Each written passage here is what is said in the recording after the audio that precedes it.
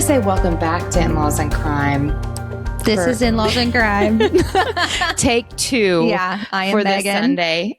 I'm Ashley. And this is the re-record of In-Laws and Crime. We recorded this whole episode, this whole case I'm about to cover already, and realized I did not select the mics for y'all to hear us. And so here we are. We are going to... I was panicked that mine wasn't on. No, I turned yours on. Okay, thank you. But yeah, so we're re-recording this, and Ashley now knows the whole thing. It's so good, though. You know what? I'm here to listen forward to it again. Yeah. It was a good one. It's a crazy one. So, okay, real quick then. Our crime corner. Yeah. You had a crime. I did. You had a correction. I had a crime correction. So my crime correction is in the Megan Holden case on when we bombarded y'all with all of our crime corner.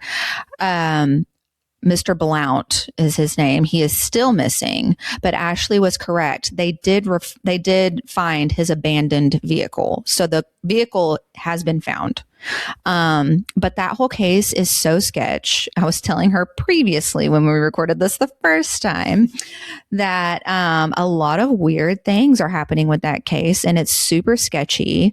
If you follow, I believe her name is Nicole True Crime on Facebook, or True Crime Nicole. She's the one that initially was kind of like putting together these searches for him and stuff. She has since stepped back from that case. If you follow her, you saw her post about it, but just because of some things that had came to light, which I don't know what that means, but sketchy. Yeah. Wow. So we're still hoping they find him. And again, if you have any information, contact Cherokee County Sheriff's Department. So there's that. We discussed no more bodies in the bayou. Yep. No bodies in the bayou as of this week. As of check today. back next week. Yeah. So, but yeah, there's that. So concluded. But we're going to jump right in. Since we've already done this once. But to set it up, I think if y'all remember, if you're caught up on the episode that Ashley covered, James Calvert, I had mentioned when she had said something about the judge had to get people sent over to her house to like make sure she was okay in that case. I was like, that's happened before. There has been something happen with some sort of official or something that they got murdered or blah, blah, blah, blah. And I found it. And you're about to go on a wild damn ride if you don't remember this, because I remembered it, but I didn't know all these details, and it's insane. So I'm covering the Kaufman County murders today. So for references, I watched a Dateline special, and I'm going to say this numerous times in this episode. Please go watch it. It's so good. But it's season 23, episode 22. I watched it on Peacock. And the episode's name is Vendetta. Vendetta. Wikipedia.com, KLTV.com, ABCnews.com, and DallasNews.com are other places that I got sourcing from. So we are going to go back to 2013, and we are in Kaufman, Texas. Kaufman is located, for people that don't know, about 30 miles southeast of Dallas. And it is now the fastest growing county in all of Texas. 2026 is when they announced this, which is insane to me, because my parents are kind of over there by that area, and I had no idea. I think it's got to be cheap land, right? Either the cheap land or it's kind of close to Dallas, maybe. I don't know. Oh, that's right. We talked about that. The commute. Like you could be outside the big city. Yeah, I'm sure a lot of people that work in Dallas live in Kaufman. A lot of us in Texas commute quite a ways. Yeah. To work. But back in 2013, it was kind of a medium-sized town still, with a population of around 6,000. With its close proximity to Dallas and its small town feels, Kaufman was and is known to be a pretty good place to settle into. But on January 31st, 2013, a little before 9 a.m., the sound of gunshots cut through the calm, quiet morning. Officer Jason Stasny was just a few blocks away from the courthouse when he heard the sounds. Him and his partner were out investigating a theft earlier that morning. He immediately tells his partner, those are gunshots. We need to get there now. So they just speed towards the sound where it came from. And as they're going, a dispatcher comes across Officer Jason's radio stating that a man had been shot and gave a location that was right by the courthouse. Callers immediately tell dispatchers that the victim is 57-year-old felony prosecutor for Kaufman County, Mark Hasse.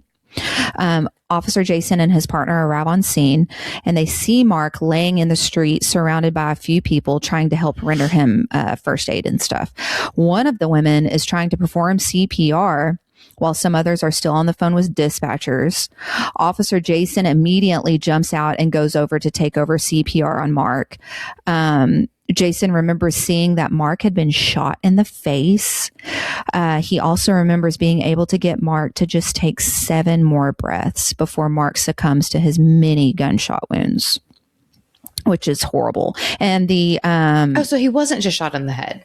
No. He was shot multiple times. Yes. I think they said 6 times. Oh my God. Yes. Okay, I'm sorry. You know what? I know I just heard this. Yay. Okay, good. I know I just heard it, but I didn't remember that. Okay, good. Yeah. I didn't remember. Yeah. Okay. So 6 times. Jesus. 6 shots. One was directly in the face. And the dash cam footage of Jason, the officer Jason, pulling up, and you can just hear the desperation, and like him and the people there standing around trying to give Mark first aid is heartbreaking because they know who this is. They know Mark. So he, was just as devastated. So lost my spot. This was devastating for the officers in most of Kaufman County in general. So a little bit about Mark. Mark was extremely well liked and respected. He was a veteran Texas prosecutor whose professional career had spanned over 30 years. Hasse graduated from Texas A&M in 1977, and he earned his law degree from SMU Law School back in 1981. He began his legal career in 1982 as an assistant district attorney in Dallas County under the legendary DA Henry Wade. By the mid-1980s, he rose to become the felony chief in organized crime division, where he focused on pretty high-stake cases there. Hasse left the DA's office in 1988 to enter in private practice there in Dallas, where he specialized in a range of fields, including aviation law, criminal defense, and family law. In the mid-1990s, however, his career and almost his life would come to a screeching halt.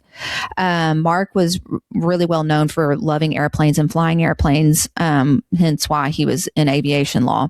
But while he was flying a World War II era aircraft, that was hard to say, in an air show, Mark's plane crashes.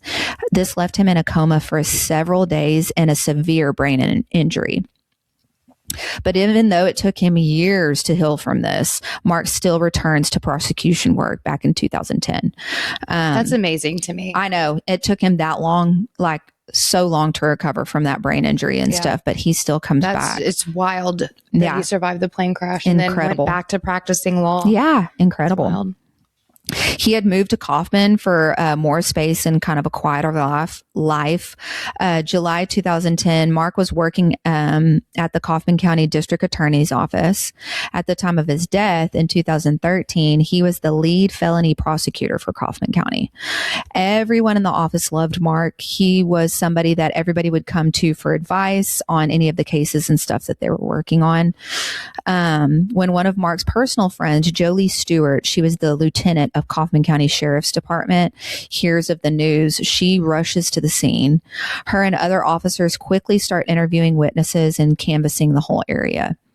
A few people saw the gunman actually hop into the passenger side of a silver car and then speed away. Others state that the gunman wore a black mask. They got several mixed descriptions, though, of this getaway vehicle. Some would say silver. Others would say a light color, maybe tan, 4-door, 2-door, like they were just kind of all over the place. But one of the witnesses who was in a parking garage across the street from Mark heard him yell out, "No, I'm sorry," right before the gunshots rang out. No weapon or shell casings were found at the scene, which told investigators that the weapon was most likely a revolver of some kind. The courthouse was on lockdown the whole morning of Mark's death, obviously, and then closed for the rest of the day. Is it not surprising to you that there's no cameras anywhere around the courthouse? Or I assume the courthouse is downtown. Yeah. And there's like no businesses have anything that caught anything. Yeah. All they had was in the documentary, all they had was like the dash cam footage from Officer Jason. And then eyewitness accounts. Yeah. And stuff like that. They didn't mention anything of any. You said 2013? Mm-hmm. Yeah. So there would have been surveillance. We would have had. Yeah. And let me kind of preface a little bit. I didn't do this the first time. The courthouse in Kaufman is right there. The parking lot for people that worked at the courthouse was like 2 blocks away, though. Mark is shot coming out of that parking lot on the sidewalk, walking towards the courthouse. But even still, you would think there'd be surveillance on something. Yeah. But yeah. I'm sorry. Go ahead. No, I didn't think about that the first time. Totally fine. But yeah, so a few people saw I was about to repeat everything I just said. Let's not do that. Okay. They didn't know if this was like a personal attack or if the shooter was targeting law enforcement specifically. So everybody was kind of like on edge. District Attorney Mike McLeland was one of Mark's best friends in the office. And he gave a press conference to the news outlets who had started swarming the Kaufman County Courthouse. In that statement, he states at one point, quote, "I hope that whoever is responsible is watching, because we are very confident that we are going to find you. We are going to pull you out of whatever hole you're hiding in, and we're going to bring you back to the people of Kaufman County to prosecute you to the fullest extent of the law," end quote. Damn right we are. Yeah, we are. Mike was very invested in Mark's case, obviously, because they were best friends. And so Mike McLeland specifically was really well known for to uphold justice. He was known for knowing what was right and what's wrong. And he would stand up pretty strong for, those things. So, the investigation was going to be extremely challenging, though, due to the large suspect list of hundreds of defendants that Mark had put away at this point. And a lot of them were obviously paroling out. The Sheriff's Training Center in Kaufman became like the command post for this case, and was soon filled with an all-star team of law enforcement, local police, Texas Rangers, and federal agents from the ATF and FBI joined in on the investigation. Advising this whole team was Toby Shook and Bill Werski, veteran high-profile attorneys from Dallas who were quickly named special prosecutors for this case. It seemed pretty clear to the team that this was a revenge hit from the very start. Lieutenant Jolie and others started combing through all of the many cases that Mark had prosecuted in his few years at Kaufman. They were checking on all of these people, seeing where they were at, if they were paroled out at this point, or if they were still incarcerated, just checking on all of those people. U.S. Marshals actually pull in everybody that have an outstanding arrest warrant. And I remember this. I didn't say this the first time. I remember back in 2013, if you had an arrest warrant and you were in Kaufman County, or if you were in neighboring counties, the U.S. Marshals started pulling everybody in, and everybody was kind of on edge if they had a warrant of some kind, because you're gonna get pulled in. So that was a pretty big operation. But all of these things turn out to be dead ends. So they extend their investigation beyond Kaufman County, and this was due to all the suspects not leading anywhere, obviously. And also Kaufman County rarely prosecuted any sort of violent crimes. So the team set their eyes on Dallas. Mark had worked there for years, and in the big city of Dallas, who knows what they were going to dig up. Mark prosecuted some really big high-profile cases, like I had mentioned earlier, in Dallas, including organized crime, murders, large drug crime, etc. And a lot of them were paroling out at this time as well. Of course, simultaneously, though, the team was digging into Mark's personal life. But Mark was unmarried. He had no kids, and obviously a clean background. So that leads absolutely nowhere. He would spend his weekends at his mom's house in Dallas taking care of her and stuff. So he really had nothing to go on. Frustration was bleeding into the investigation by day 2 with no real leads. District Attorney Mike McLeland did another news conference asking for the public's help with any information that they may know. He was going through a really, really rough time with the loss of his coworker and best friend. So he actually kind of took himself out of the investigation just because his emotions were pretty high with, I can't imagine. with Mark's murder. Yeah, that would be tough. Yeah. So they laid Mark to rest on February 9th, 2013. The service was held at Terrell Performing Arts Center. And the memorial service was actually open to the public, and it was jam-packed in there. 4 weeks into the investigation, so we're 4 weeks out now, an anonymous tip comes into the county Crime Stoppers online website. The tipster reports that they had been in a bar and overheard 2 guys talking about the Hassey killing and taking credit for it. But the tip had hardly any detail, and the investigators couldn't really follow up on anything due to the website being anonymous. They couldn't track who submitted the tip anyways. How frustrating, though, to be like, hey, there were some guys that were talking about it in a bar. That's it. Like, they gave nothing else, you know? That's so frustrating. So, side note, if you're ever privy to any sort of crime and you submit something on that Crime Stoppers website, go into some detail. Because they don't know who you are and it's anonymous and they can't follow up with you to ask you any follow-up questions. I think later we find out they can message you back. So, I'm not sure how that worked on this first one. But anyways, go into give as much detail as you possibly can. So, so there was that. But they couldn't follow up on that. Now, again, Mark had prosecuted some really pretty substantial drug cases in his day, and some of these actually included drug cartel cases. So the theory that this could have been a targeted attack from the Mexican drug cartel wasn't very far off at all. Another theory, though, that investigators looked into was the Aryan Brotherhood. They recently had been making some pretty significant threats to get even with law enforcement. So just 3 months before Mark's murder, federal officials had announced that 34 Aryan Brotherhood gang members had been indicted. And within this specific announcement that they had made, the feds had thanked Kaufman County DA's office for its role in that investigation. So these are some scary guys. Scary things, huge gangs, you know, I mean, Mexican drug cartel and Aryan Brotherhood. I mean, that takes the cake right there. I don't want to be on either one of their radars. Yeah. So that's a lot that they have to investigate. So now we are 7 weeks in after Mark's death on March 19th, 2013 in Monument, Colorado. Tom Clements, an executive director of the Colorado Department of Corrections, is assassinated at his home. He was shot once in the chest while he was answering the door. Evidence from this killing leads to a man named Evan Ebel as the main suspect of this. Evan was a former inmate of the Colorado Department of Corrections and was a member of the white supremacist gang in Colorado, similar to the Aryan Brotherhood. So Evan is now on the run, and 2 days later in Texas, a sheriff's deputy in Montague County pulls over Evan due to the license plate not matching the vehicle that he's driving. Freaking license plates will get you every time, as we know. As we know. When the deputy approaches Evan's car, however, Evan pulls out a handgun and opens fire on the officer, and then he speeds away. Freaking insane. Other officers pursue him, and the chase ends in a violent shootout in Wise County, Texas, where Evan is shot and killed.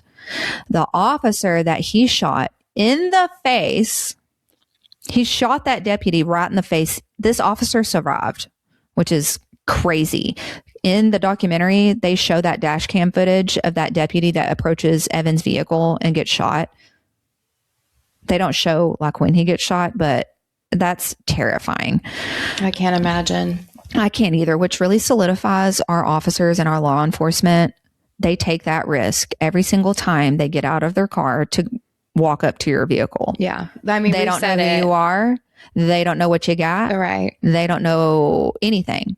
I mean, he literally just pulled him over because his license plate didn't match. So, yeah. Anywho, don't get me on that rant right now. Now, Wise County is only 100 miles from Kaufman. So obviously officers were wondering if Evan was their guy that killed Mark. The FBI begins looking into any connection between the two, but unfortunately the gun Evan used didn't match the weapon at all that killed Mark. And they also confirmed that Evan had actually not been in Kaufman at the time of Mark's murder. So back to square one, but that was just such a weird side note to me. Like, how weird is that? That, I can almost honestly guarantee you that this Evan Ebel guy heard of Mark's murder and was like, what a good idea. I'll just murder freaking Tom Clements. Yeah. You know? Yeah. I think that's what happened, honestly. He was, I'm sorry. In my opinion. He was inspired. Yeah, I think he was inspired for sure. Think about that.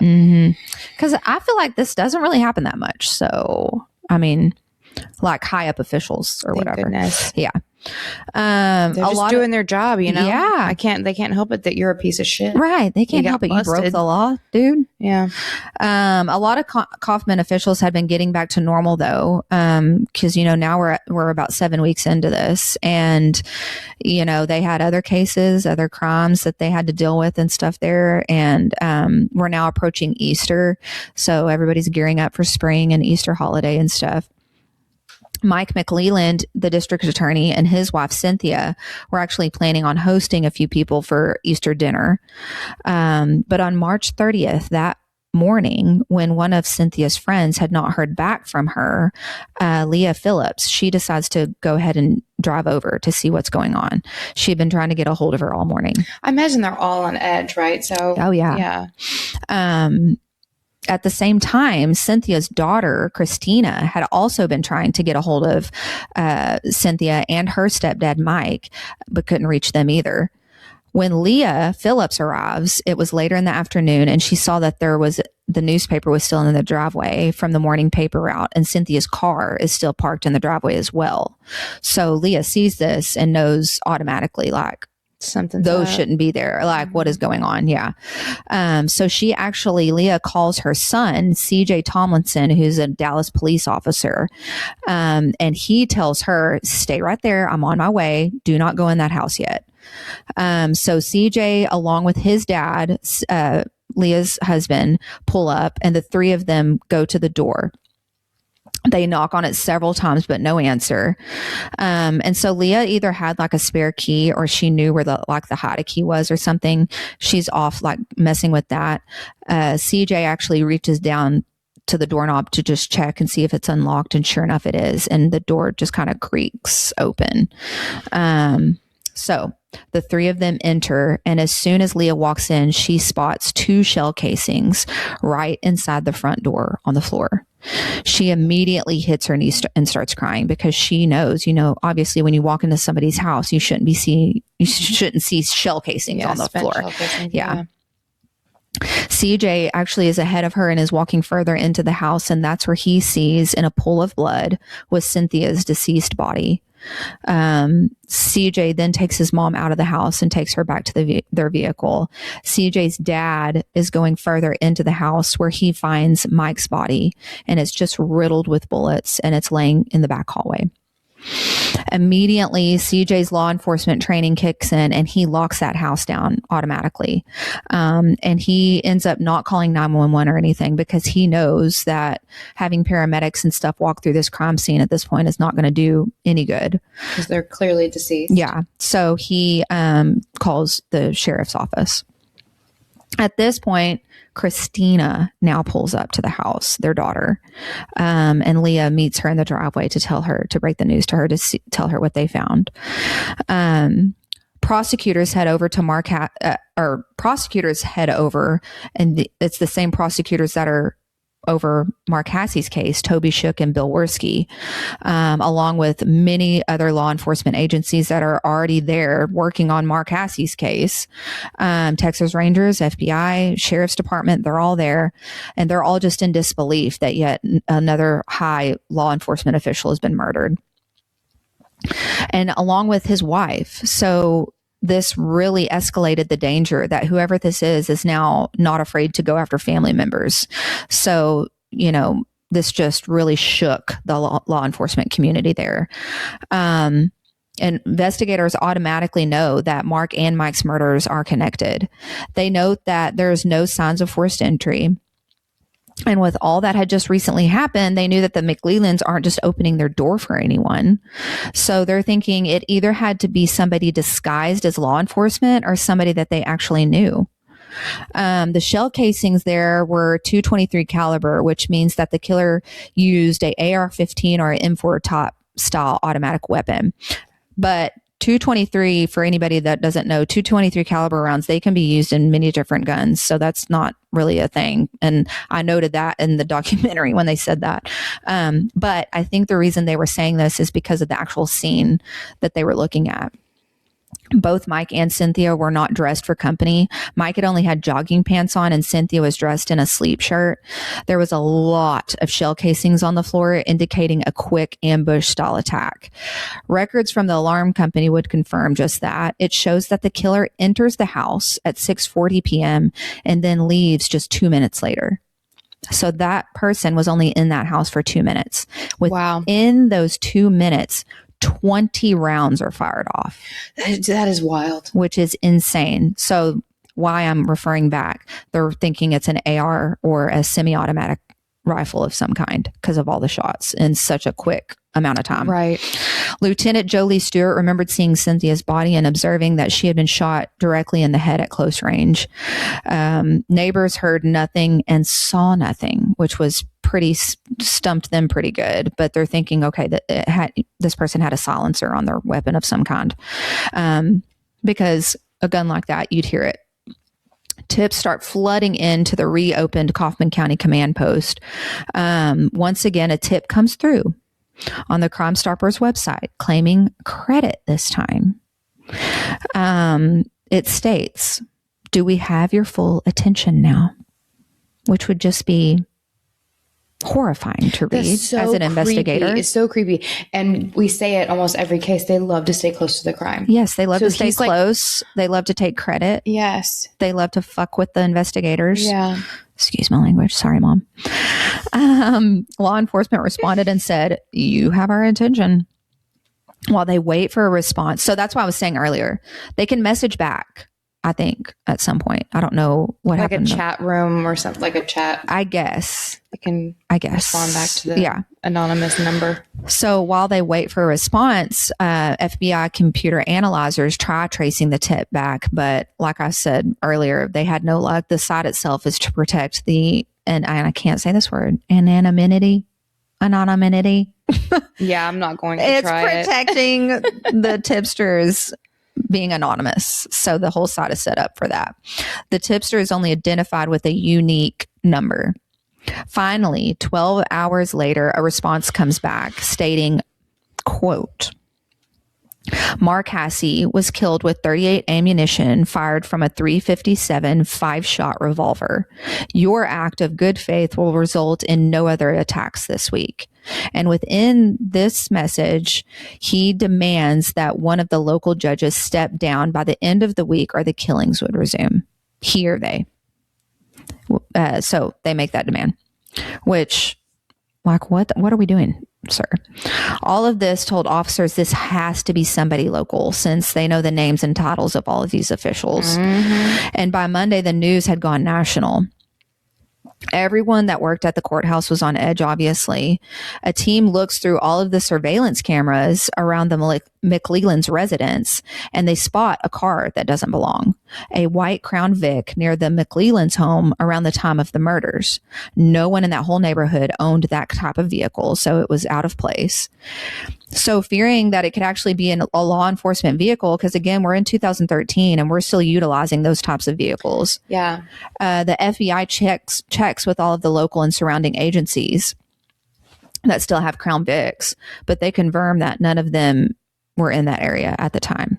So they then compare both Mark and Mike's cases that they had worked on together and come up with one name, Eric Williams. I love this because like that they were able to like look at these cases and like, okay, this guy and possibly the judge and connect like all the dots. One person. All the dots, yeah. Yeah. And one name popped up. Yeah, I love Eric that. Williams. You're about to go down, whoever you are. Okay. Everybody's like, who the heck is this? Well, buckle up. Eric Williams was a former deputy sheriff, a longtime attorney. And in 2010, he was actually elected by the people of Kaufman to be the justice of the peace there. He was also a member of Mensa, which is an organization with people for super high IQs, which is wild to me. And he actually specialized in child abuse cases. But in 2011, however, Eric was accused of stealing 3 computers from the county IT department, and he was actually caught on CCTV footage doing this. Mark and Mike both had teamed up to prosecute this case, and he was found guilty. He lost his position as justice of the peace, and then he also lost his license to practice law. So... But that was his only punishment, right? We discussed this earlier. That was like he didn't serve jail time. He didn't get probation. Like he lost his license and lost his title as Justice of the Peace. And then, yeah, I don't think it was. I never got any of that. I think they just, This next part, I was telling before when we recorded this the first time. I was watching the Dateline documentary and this part popped up and I was taking a drink of water and I almost choked because I started laughing so hard. It was so, once again, please go watch the Dateline documentary and this part will bring you laugh. It's so funny. I can close my eyes right now and see it. It's just so funny. So in a weird twist, the media had gotten word that Eric was under suspicion for this. And news outlets are still camped out at the McLeland home because this is only a few days after. And so there's still news. This had gone national. So they're all still there. And all of a sudden, Eric comes swooping down the road on a freaking Segway. I cannot. And it shows it in the news coverage. He's just going, and they interview him. He swoops right in. I just can't. Again, so close to the investigation. They love it. They love it. He just thinks he's so much smarter than anyone in the room. Well, I mean, and he is, but at the same time, and we didn't get into this last time. When you have such a high IQ and your brain is functioning on such a higher level, I, in my opinion, think that you're pretty disassociated from other humans. Honestly. I mean, when your brain is so, when you're just thinking, you're just so meticulous and your brain is working like that. I just think that us normal folk, us peasants down like here, your social cues maybe are a little off. Oh or yeah, like, in which that is stated in the documentary that he was an odd duck. He was known for being pretty odd. Yeah, but people just charted it up to him being so intelligent that he just couldn't socially function a lot of the time. He was a weird cat. He was a weird cat, obviously. You're swooping in on a freaking Segway, dude. This just makes me hate him. Like I don't know why, but to me, it's like Segways are immediately irritating. Please go watch it. Immediately, I'm just like, what the heck? In the documentary, he has this Segway, and his Segway has this little basket on it. Shut up. Please, everybody, go watch it. It's so funny. Nobody looks cool on a Segway. You can't. You can't look cool on a Segway. And he comes swooping in like he is. Like he's driving a damn Ferrari. Oh, my gosh. So, like I said, one of these news anchors sees him and is like, hey, come. Yeah. Let's interview you. And Eric's like, okay. So he interviews him. The news anchor actually asks him if he knows that he's a person of interest in this case. And Eric just goes, no. Yes. And literally says it just like that. No. Okay. So then he goes on to say, Eric, quote, My heartfelt condolences go out to both the McLeland family and the Hassey family because they were in public office doing the right thing. And for some reason that we're not aware of, they paid the ultimate price. End quote. Fuck off, Eric. I wish that segue would crash. And I was telling Ashley earlier, the first time we recorded, it's so funny because he's wearing those freaking douchebag sunglasses. That, you can picture it. You can. And he's wearing a camo hat that has the camo American flag on it. I mean, he's just no hate to any of the guys that wear that. But y'all all know what I'm talking about. All know what I'm talking about. And him wearing that and riding in on a Segway just solidifies the douchebaggery that is going on there. You maybe have a high IQ, but damn, you look like a fool. Yeah. You look like an idiot. Yeah. Okay. Now, Eric was initially looked into when Mark Hassey was gunned down. So he was looked into for Mark's murder. He had claimed, though, to be taking care of his in-laws and his wife at the time. And investigators also had actually performed a gun residue test on him, and he passed that. Eric was now making his rounds to the news outlets on his little Segway, but he refused to sit down with the investigators. He had lawyered up pretty early on in all of this.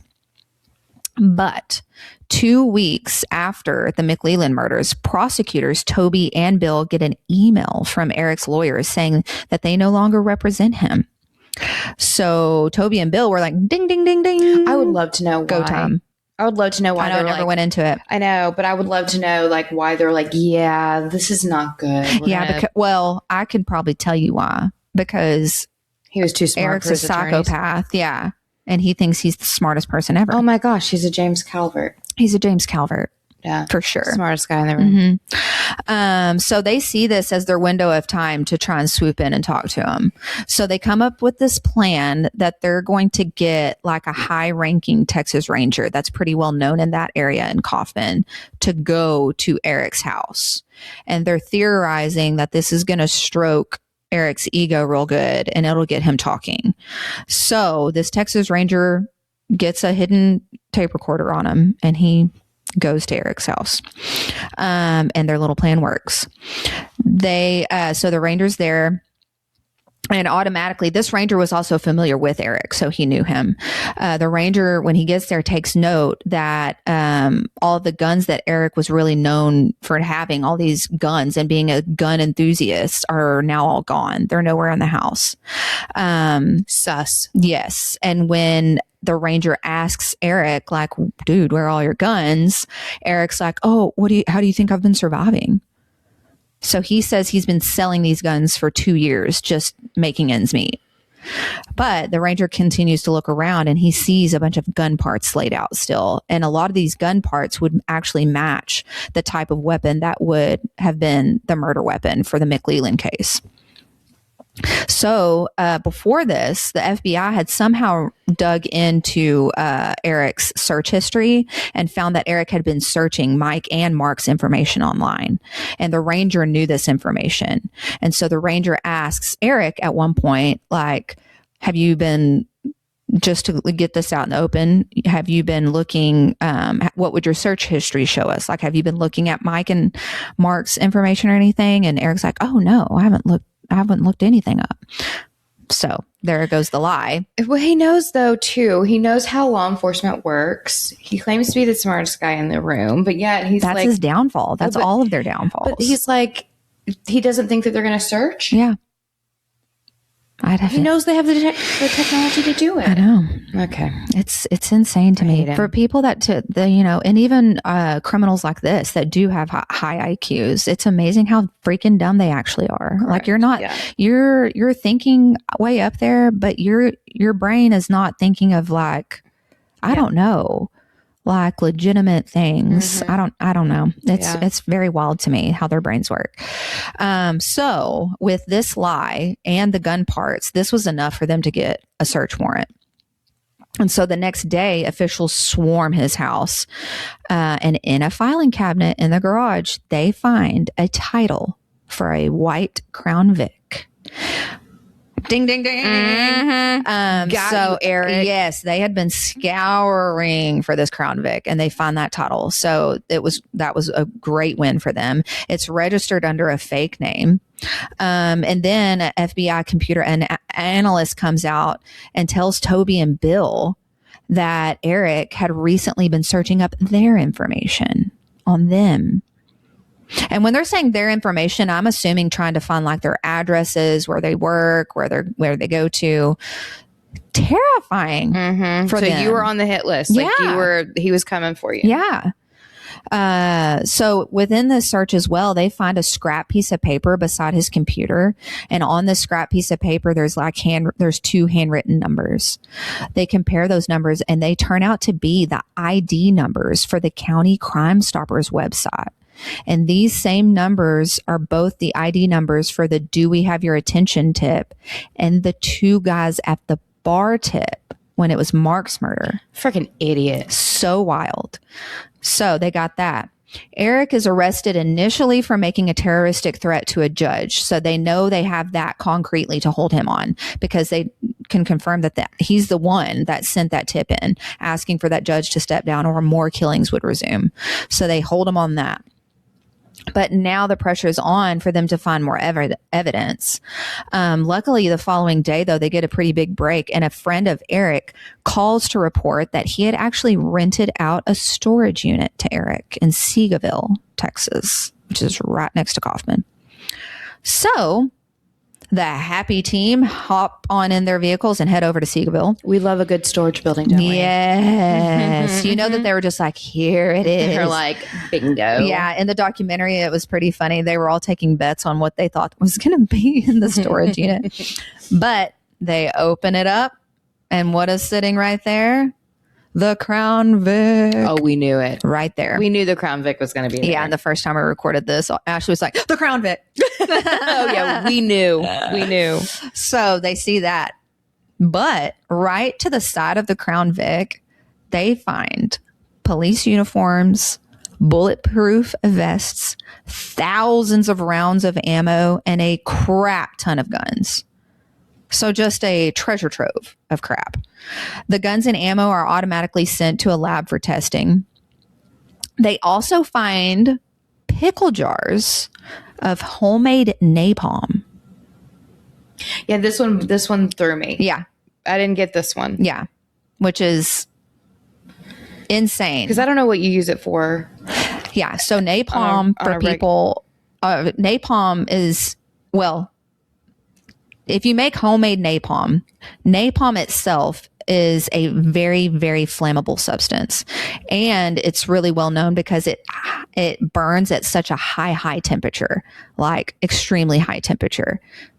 So when you find napalm, it's usually used for some sort of tactical operation, like an attack of some kind or, anything like that. So when you find napalm, it's not something good. Nefarious is happening. Yeah, yes. It's not good. Yeah. Okay. Yeah. It's not just made. People just don't have napalm. Right. So when the lab results come back, however, on the guns, none of them matched the murder weapons of either Mike or Mark's cases. But the team felt that they had enough to go ahead with prosecution on Eric. Eric Williams was charged with 3 counts of capital murder. And in December of 2014, Eric Williams went on trial for the murder of Cynthia McLeland. So this was a surprise kind of tactic used by the prosecution team. They wanted to make sure that if one of these cases failed, they could try him twice. So they used Cynthia's murder to try him the first time to make sure if this failed, they could try him still again for one of the other capital murder charges.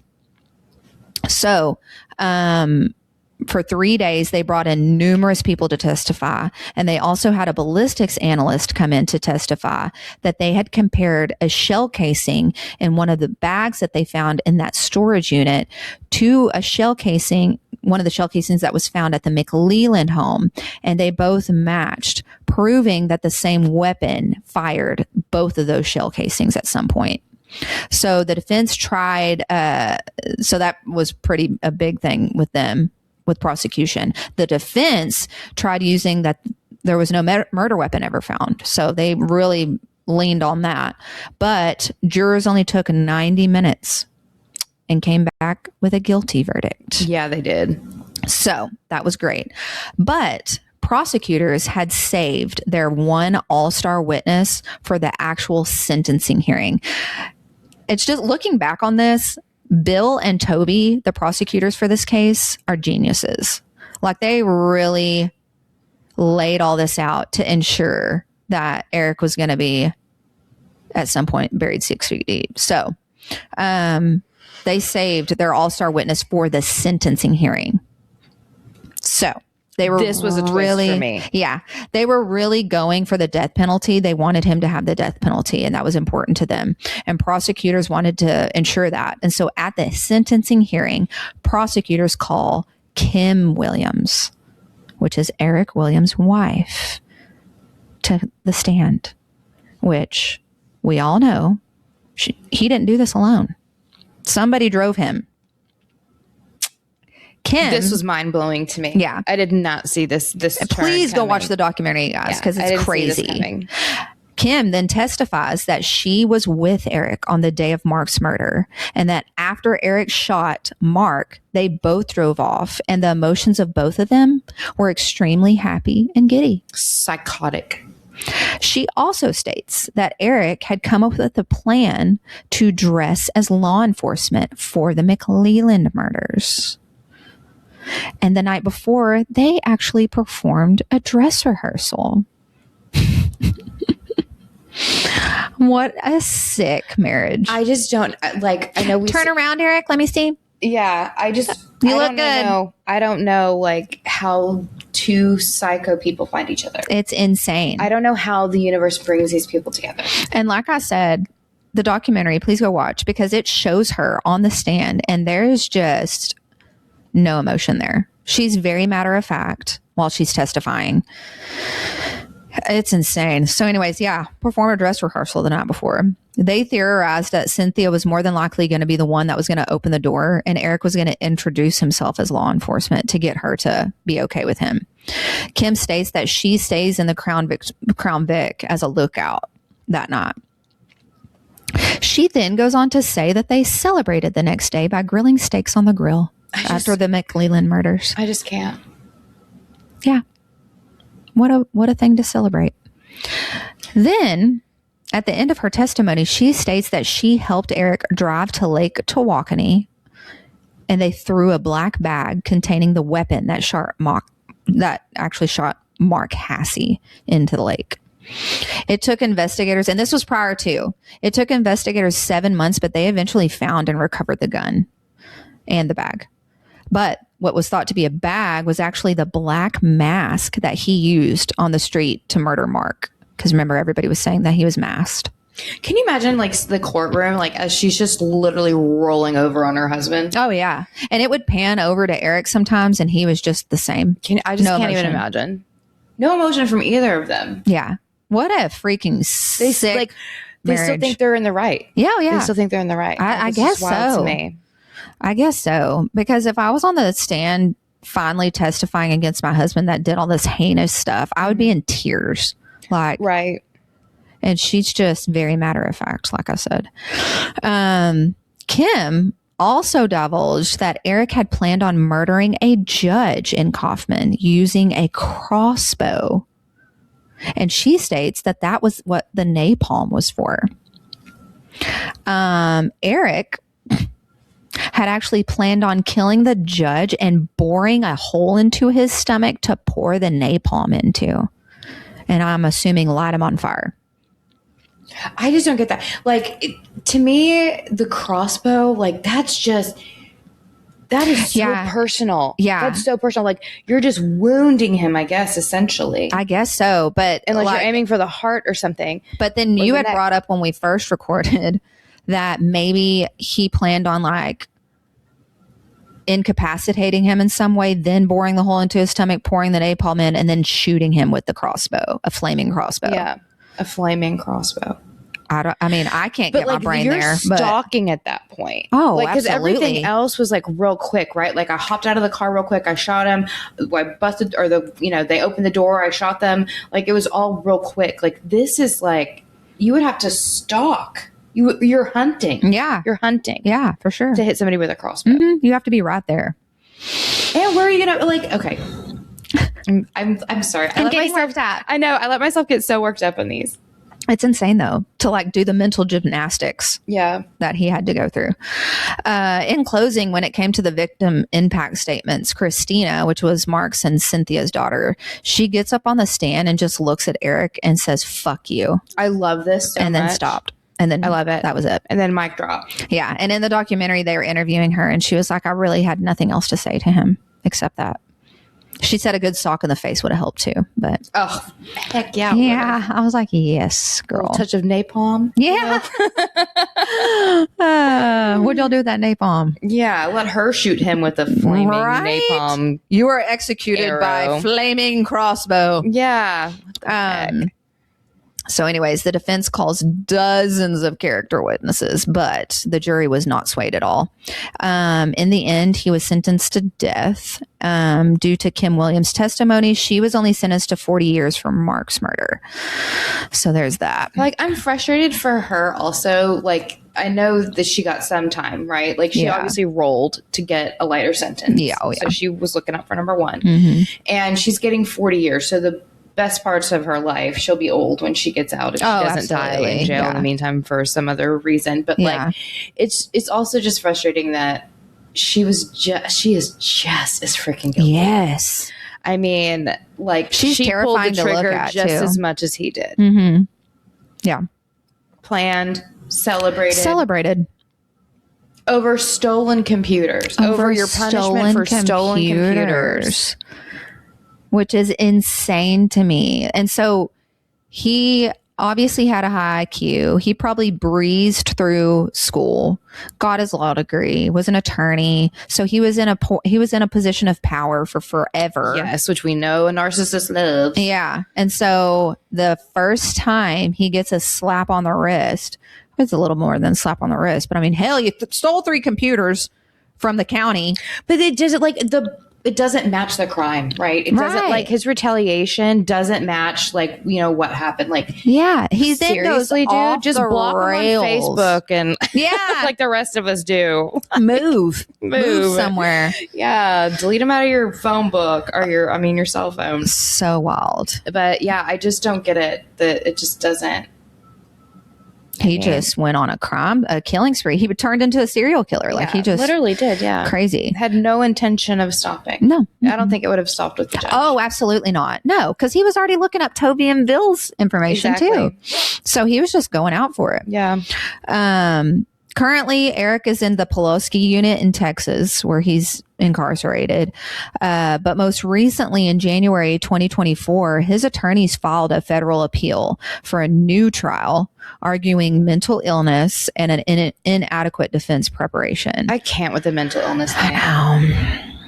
Which, you're mentally ill. You're a freaking psychopath. Correct. There's something mentally wrong with you, but you have to die. Yeah. Anyways, but no execution date's been set yet for him. But happy little ending. So through all of this tragedy, something good comes from it. Mike and Cynthia's daughter, Christina, ends up marrying CJ Tomlinson, the little Dallas police officer, Leah's son, and they get married. I love that so much. So sweet. And in the documentary, it shows them and they're standing there with their horses and everything. And I love that.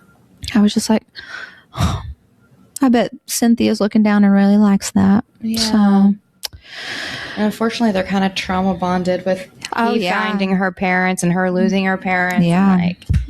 That's so sad. Yeah. So, well, that was great. There it is. Second time around. I loved it. God bless my voice. I can feel it. My throat's like, no more talking today. Yeah. But yeah. There we great. go. I loved it. Thank you. That was a really good one. Thank you. Lots of twists. Lots of twists and turns. So much detail. I'd completely forgotten about a lot of this stuff. And a lot of this stuff I didn't know. So yeah. Please, please, please, everybody go watch that Dateline. It is so good. It is so good. And watching Eric on a Segway just really... Makes your really day. did it for me. It really gave me the giggles. And I can, if I'm ever mad, I'll just close my eyes and picture that and have a good laugh. So. Everyone on a Segway looks so stupid. Yeah. No offense, but I mean, sorry. No offense. Yeah. Like, I don't know why we have Segways. Why do you have a Segway? This is not. Unless you're a mall cop. I love when you see, like, when you're in cities or something, you see people taking this Segway tour. I'm like, seriously? Stop it. Just stop it. Go rent you a scooter and be done with it. Yeah. I mean, I can't. So funny. But anyways, okay, guys. Well, come back next week. Hopefully we have all of our mics on. Yeah. We don't have to record twice in one day. Maybe it was Larry. Maybe it was. Probably. Freaking Larry. Okay, well, like, subscribe, and share on all of our socials. Yes, follow us on all of our things. TikTok, Instagram, Facebook. If you have a crime recommendation or a tale of your own, or if you just want to say, hey, what's up, email us at inlawsandcrime@gmail.com. And keep commenting on our stuff. Yeah. We love seeing the comments. We had another recommendation come through on YouTube. But thank you so much. Thank you for that. I forgot your name. I think it was Devin. I can't remember. Thank you so much, Nate Anderson. He was already actually on our list. Yes, he was. Yeah. So we will be covering that at some point, but keep the recommendations coming, and keep your roots deep. And your head on a swivel. Bye.